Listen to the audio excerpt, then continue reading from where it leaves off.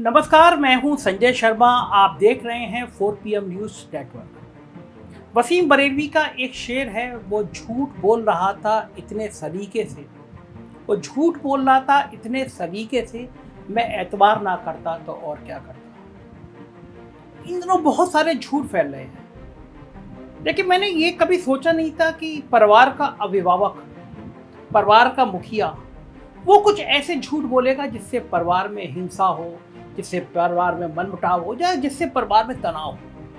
प्रधानमंत्री भी देश के मुखिया होते हैं, देश के अभिभावक होते हैं। उनके मुंह से कोई ऐसी बात नहीं निकलनी चाहिए जिससे देश भर में तनाव हो, हिंसा हो, दो समुदाय के बीच में कुछ मनमुटाव हो। लेकिन इन दिनों शायद देश में नफरत की खेती करने का चलन चल गया। प्रधानमंत्री के साथ साथ कई राज्यों के मुख्यमंत्री एक झूठी कहानी को लेकर आपके बीच में आ रहे हैं, द केरल स्टोरी। आज मैं इसकी कुछ ऐसे तथ्य बताऊंगा जो आपके रोंगटे खड़े कर देंगे। जगह जगह आप सुन रहे होंगे लव जिहाद, लव जिहाद, लव जिहाद। मैं आपको लव जिहाद की कहानी सुनाता हूँ, और आज की नहीं सुनाता हूँ, 1979 की कहानी सुनाता हूँ। आप चौंक जाएंगे, इतने साल पहले भी कभी लव जिहाद हुआ करता था। जी हाँ, हुआ था। और जो कहानी बताने जा रहा हूं वो आपको रोमांच भर देगी। बड़ी हिट इश्क की कहानी है लव जिहाद की। बॉलीवुड का एक बड़ा जाना माना फिल्म एक्टर था, दो बेटों का पिता था, पत्नी का नाम प्रकाश कौर था। फिल्म के दौरान एक अभिनेत्री से उसे इश्क हो जाता है, लेकिन एक्टर हिंदू होता है, लिहाजा हिंदू धर्म में वो दूसरी शादी नहीं कर सकता। अभिनेत्री भी उसके प्यार में दीवानी हो जाती है। फिर तय होता है कि दोनों इस्लाम धर्म कबूल कर लेंगे, लिहाजा दोनों का निकाह हो जाएगा। वो एक्टर दिलावर खान बनता है, दिलावर खान नाम रखता है, इस्लाम धर्म स्वीकार करता है, और जो एक्ट्रेस होती है वो आयशा बी बन जाती है। दोनों निकाह कर लेते हैं। निकाह करने के बाद उन दोनों की दो प्यारी बेटी होती हैं, और जो आयशा बी हैं वो इस समय मथुरा की भारतीय जनता पार्टी की सांसद हैं, और नाम है उनका हेमा मालिनी, और पति का नाम है धर्मेंद्र। इस लव जिहाद की कोई चर्चा नहीं करेगा। अगर केरल स्टोरी को लेकर भाजपा कहानी बनाने में जुट गई है, प्रधानमंत्री, मुख्यमंत्री लगातार कह रहे हैं केरल स्टोरी देखनी चाहिए, द केरल स्टोरी देखनी चाहिए। भाजपा इसे सच्चाई बताते हुए अपनी सत्ता वाले राज्यों में टैक्स फ्री कर रही है और काफी प्रमोट कर रही है। दरअसल भारतीय जनता पार्टी इस फिल्म के जरिए एक बार फिर हिंदू मुसलमान का खेल खेलना चाह रही है। तो वहीं दूसरी ओर कई लोग इस फिल्म को एक प्रोपेगेंडा फिल्म बता रहे हैं। दरअसल ऐसा इसलिए भी कहा जा रहा है क्योंकि फिल्म में कई बातें ऐसी बताई गई हैं जो असली तथ्यों से मेल खाती नहीं है। वैसे राजनीति में प्रोपेगेंडा भी ऐसे ही फैलाए जाते हैं। हाल ही में एक और फिल्म आई है जिसका नाम है अफवाह। इस फिल्म को पूरे देश में गिने चुने लोगों ने देखा है, और उसकी वजह शायद ये है कि फिल्म में दिखाया गया है कि राजनीतिक दल कैसे झूठ को फैलाकर अपना उल्लू सीधा करते हैं और किसी बातों को प्रोपेगेंडा बनाते हैं। खैर, इस फिल्म को लेकर प्रोपेगेंडा और सच के बीच का विवाद लगातार जारी है, और भारतीय जनता पार्टी इसके जरिए अपनी राजनीतिक रोटियां सेकना चाह रही है। लेकिन इस बीच एक ऐसे शख्स ने मेहनत करी, दिन रात मेहनत करी, उसने तथ्य जुटाए, उसने आंकड़े जुटाए, और फिर उस शख्स ने जो सच सामने लाया, उसने दुनिया भर में इस शख्स को हीरो बना दिया। बात कर रहा हूं मशहूर यूट्यूबर ध्रुव राठी की। ध्रुव राठी को आप सबने यूट्यूब पे देखा होगा, लाखों करोड़ों लोग उनके हर वीडियो को देखते हैं। ध्रुव राठी ने द केरल स्टोरी के ऊपर अपना एक नया वीडियो बनाया। इस वीडियो में बहुत मेहनत के साथ ध्रुव राठी ने केरल स्टोरी के सच के बारे में बताया है। आज मैं उन्हीं सच के बारे में ध्रुव राठी के रेफरेंस से आपको बताऊंगा। ध्रुव ने कई तथ्यों के साथ ये बताया है कि फिल्म को एक प्रोपेगेंडा के तौर पर बनाया गया है, और इसमें दिखाए गए कई तथ्य झूठे और गलत हैं। ध्रुव का यह वीडियो काफी चर्चा में बना हुआ है, करोड़ों लोग देख चुके हैं। तो आइए आज हम भी आपको ध्रुव राठी के इस वीडियो के बारे में बताते हैं। दरअसल फिल्म में 32,000 लड़कियों के धर्म परिवर्तन और ISIS ज्वाइन करने की बातें दिखाई गई हैं, और ऐसे तथ्य कई हैं जो फिल्म में दिखाए गए हैं। ध्रुव राठी ने अपने वीडियो में इन सब बातों की तथ्यों के साथ सच्चाई दिखाई है। इस फिल्म को प्रोपेगेंडा से जोड़ते हुए ध्रुव राठी ने अपने वीडियो बताया, आज से करीब 100 साल पहले जर्मनी के तानाशाह हिटलर ने माइन काम्फ नाम की एक किताब लिखी थी। इस किताब में हिटलर ने एक प्रोपेगेंडा टेक्निक बिग लाई के बारे में बताया था। हिटलर के मुताबिक लोगों को बहकाने के लिए इतना बड़ा झूठ बोलो कि लोगों को लगने लगे कोई इतना बड़ा झूठ थोड़ी ना बोल सकता है। यानी जब झूठ इतना बड़ा हो और उसे इतने कॉन्फिडेंस के साथ बोला जाए तो लोग झूठ को भी सच मान बैठते हैं, जैसे हमारे प्रधानमंत्री जी केरल स्टोरी के बारे में बोल रहे हैं। इसके अलावा एक दूसरी प्रोपेगेंडा टेक्निक बताई गई थी हिटलर के प्रोपेगेंडा मिनिस्टर जोसेफ गोबल्स ने। गोबल्स ने बताया था कि रिपीटिशन भी यहाँ पर बहुत महत्व रखता है। उनका कहना था एक ही झूठ को बार बार दोहराते रहो, इतनी बार दोहराओ कि 4 अलग अलग सोर्सेज से झूठ सुनने को मिले। ऐसा करने से लोग और कन्विंस हो जाते हैं। और तीसरी प्रोपेगेंडा टेक्निक है हाफ ट्रुथ, यानी आधा सच, जिसमें आधी बातें सच बताओ और आधी झूठ। इन तीनों टेक्निक के जरिए ध्रुव राठी ने अपने वीडियो में बताया है कि इनका सहारा लेकर लोगों को बहकाया गया है। दरअसल द केरल स्टोरी फिल्म के डायरेक्टर सुदीप्तो सेन से जब ये पूछा गया फिल्म कौन सी सच्ची घटनाओं से प्रेरित है, तो उन्होंने एक नहीं बल्कि 3 रेफरेंस किए। डायरेक्टर ने पहले उदाहरण में बताया कि साल 2010 में केरल के मुख्यमंत्री ओमन चांडी ने केरल असेंबली में एक स्टेटमेंट दिया था। वीडियो में राठी ने बताया कि साथ ही एक इंडिया टुडे की रिपोर्ट भी है जिसमें 2500 औरतें, इस्लाम कन्वर्जन, सीएम का नाम और केरल, इन सभी बातों का रेफरेंस मिलता है, यानी बात सही है। इसके बाद अगला रेफरेंस केरल के एक अन्य सीएम वीएस अच्युतानंद के स्टेटमेंट से है, जिसमें उन्होंने कहा था कि अगले 20 सालों में केरल इस्लामिक स्टेट बन सकता है। यह भी गूगल पर मौजूद है, यानी ये भी सच है।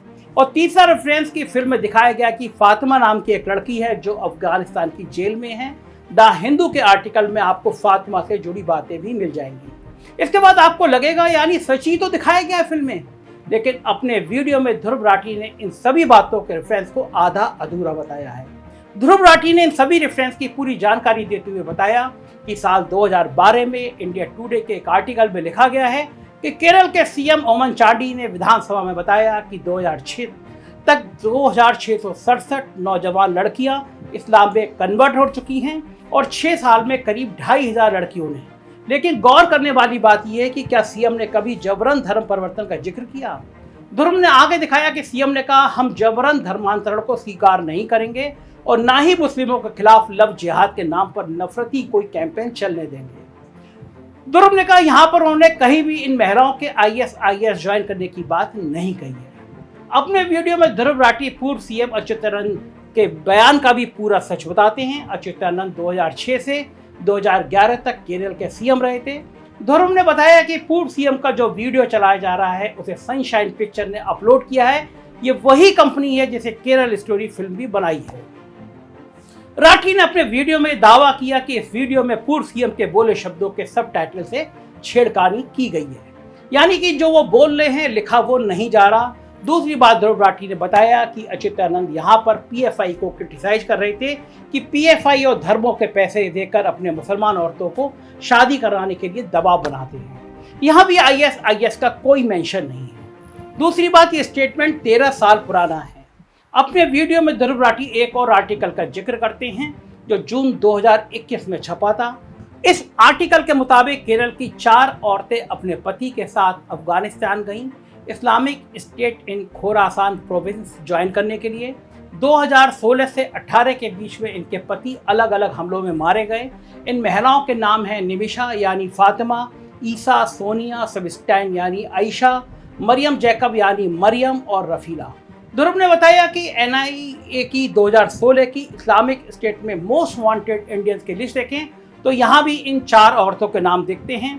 इनके अलावा 2 और औरतें अजमाला और शमसिया, इन दोनों के पति कजिन थे, जबकि बाकियों के पति भी इस लिस्ट में शामिल थे।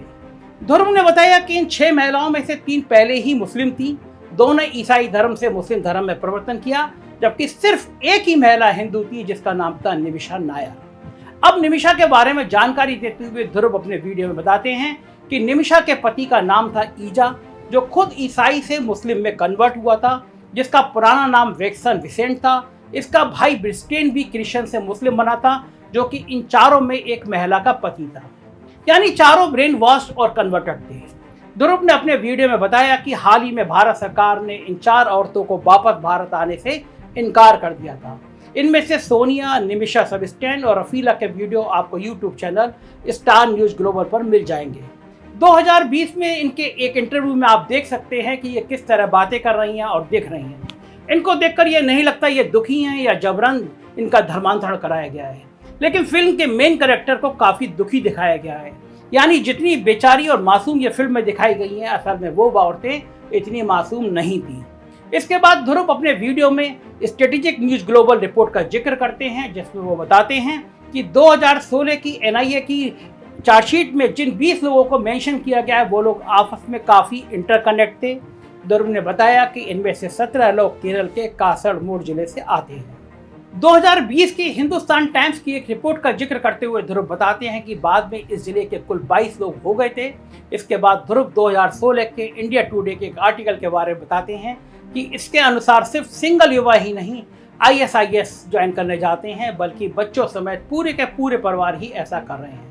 इस आर्टिकल के मुताबिक इससे पहले ज़्यादातर लोग कर्नाटक, महाराष्ट्र और तेलंगाना से शामिल हुए थे, ना कि केरल से। इसके बाद ध्रुव स्टेट न्यूज़ ग्लोबल रिपोर्ट के बारे में बात करते हुए बताते हैं कि इसके अनुसार 2018 तक करीब 60 भारतीयों ने अफगानिस्तान यात्रा की, जिसमें 26 पुरुष, 13 महिलाएं और 21 बच्चों ने ISIS ज्वाइन किया। यानी कि यह साफ है कि लोगों को ब्रेन वॉश किया जा रहा है। ध्रुव ने आगे अपने वीडियो में बताया कि 2019 में केंद्रीय गृह राज्य मंत्री जी किशन रेड्डी ने बताया कि भारतीय जासूसों ने पाया कि ISIS डार्क वेब और इनकरेक्ट डाटा का इस्तेमाल लोगों के ब्रेन वॉश करने और आतंकी बनाने के लिए करता है। इसके बाद ध्रुव अपने वीडियो में फिल्म में दिखाए गए 32,000 के आंकड़ों में भी बारे में बात करते हैं। ध्रुव UN के under secretary general of counter terrorism Vladimir Voronsky के अनुसार बताते हैं कि 110 देशों में से करीब 40,000 विदेशी आतंकी फाइटर सीरिया और इराक में इस मुहिम में शामिल होने गए। इसके अलावा 2018 में एक स्टडी में लंदन के कॉलेज ICRS में एक आंकड़ा दिया गया, जिसके मुताबिक 80 देशों से लगभग 41,490 लोग ISIS से जुड़े हैं। इसमें से 79% आदमी हैं, 4% महिलाएं हैं और 17% बच्चे हैं। इन दोनों रिपोर्ट के आधार पर मान सकते हैं कि करीब 40 से 42,000 लोग दुनिया भर से ISIS को ज्वाइन करने गए।